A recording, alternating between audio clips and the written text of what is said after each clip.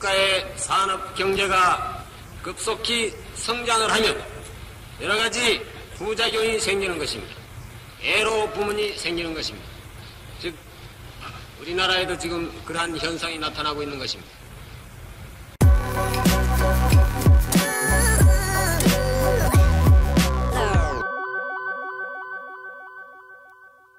지도자는 늘 선택해야 하고 선택에 대한 책임을 져야 합니다. 그래서 고독하죠. 어느 나라나 재화나 용역은 늘 부족합니다. 특히 후진국은 더하죠. 그래서 우선순위를 정해서 일을 해야 합니다. 그런데 우선순위를 정해서 일을 하다 보면 소외받는 지역, 그리고 소외받는다고 느끼는 사람이 나옵니다. 이 세상에 당장 내일 아침 모든 문제가 해결되는 경우는 없습니다. 조금만 참으면 잘 사는 미래가 보이는데 박 대통령은 그걸 보셨고 야당 사람들은 그것을 보지 못했던 것 같습니다. 경부고속도로와 관련해서 자기들이 소외받는다며 끊임없이 박정희 대통령을 흔든 사람들이 있었습니다. 신민당 유진호 총재는 17일 호남 한해지구를 시찰하기 위해 정헌주, 정혜영, 김대중, 김현기 의원 등과 함께 광주에 도착, 김보현 전남지사로부터 한해 상황을 브리핑받고 하순, 보성, 순천, 담양, 나주, 고창 등 한해지구를 둘러봤다.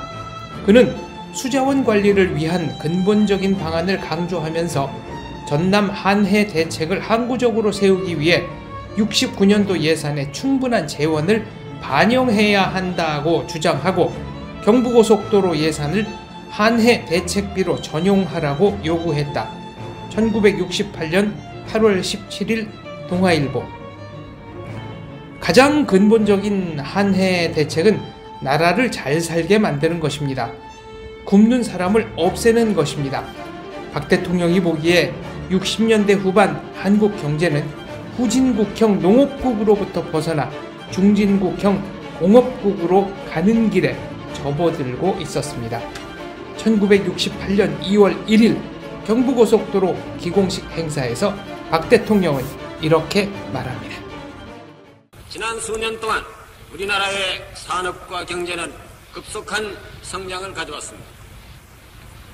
사람의 신체가 커지면 커질수록 이적지 입고 있던 의복이 자기 몸에 잘 맞지 않거나 또는 신고 있던 신발이 적어서 맞지 않는 것과 마찬가지로 국가의 산업 경제가 급속히 성장을 하면 여러 가지 부작용이 생기는 것입니다. 애로 부문이 생기는 것입니다. 즉 우리나라에도 지금 그러한 현상이 나타나고 있는 것입니다. 최근에 전력 문제와 수송 부문에 있어서 우리나라에도 커다란 애로를 가져오게 됐습니다.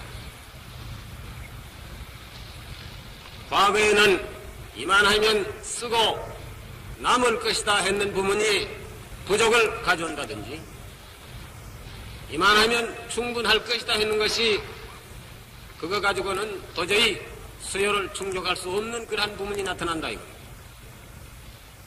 지난 수년 동안 우리가 전력을 많이 개발을 했지만은 최근에 우리나라의 산업이 급속히 성장하고 전력의 수요가 많이 늘어나기 때문에 도저히 현재 전력의 출력 가지고는 부족을 해서 여러분들 가정에 송전하는 것도 지금 제한을 하고 있고 심지어 생산 공장에 송전하는 것도 지금 제한 송전을 하고 있는 것입니다. 그러나 정부는 이 전력 부문에 대해서는 지금 전력을 기울여서 금년 중에 약 46만 킬로 정도의 새로운 전력을 개발해서 다가오는 4월 달쯤 가면 우선 급한 대로 해결을 하고 금년 7, 8월경에 가면 완전히 해결을 해서 연말에 가서는 쓰고도 남을 수 있는 그러한 전력을 지금 개발하려고 사업을 서두르고 있습니다. 동시에 수송 부문도 마찬가지입니다. 지난 4, 5년 동안 우리나라의 철도 부문만 하더라도 기관차라든지 화차라든지 객차가 5.16 전에 비해서 배 이상으로 지금 증가가 되었습니다만 철도도 많은 선을 지금 연장을 했지만 지금 수송의 부족을 가지고 있는 것입니다. 항만도 마찬가지, 도로도 마찬가지. 박정희 대통령은 국내의 몰이해에 대처하면서 나라를 일으켜야 했고 북의 남침 위협을 평생 동안 의식해야 했습니다. 그래서 싸우면서 건설하자는 말은 우리의 절박한 처지를 압축한 슬로건이었습니다. 이 연설은 북의 1.21 청와대 습격 사건 불과 열흘 뒤에 나왔습니다. 박 대통령은 이날 연설을 이렇게 마무리합니다. 국민 여러분, 앞으로 공산당의 여한 도발 행위에 있더라도 우리는 눈도 까딱하지 않고 우리 모든 국민들이 철통과 같이 단결을 해서 공산당이 하는 도발 행위에 대해서는 즉각적인 반격을 가하고 이들을 경멸을 하고 우리 조국 건설에 우리는 더욱더 굳게 뭉쳐서 건설을 해나가야 되겠습니다.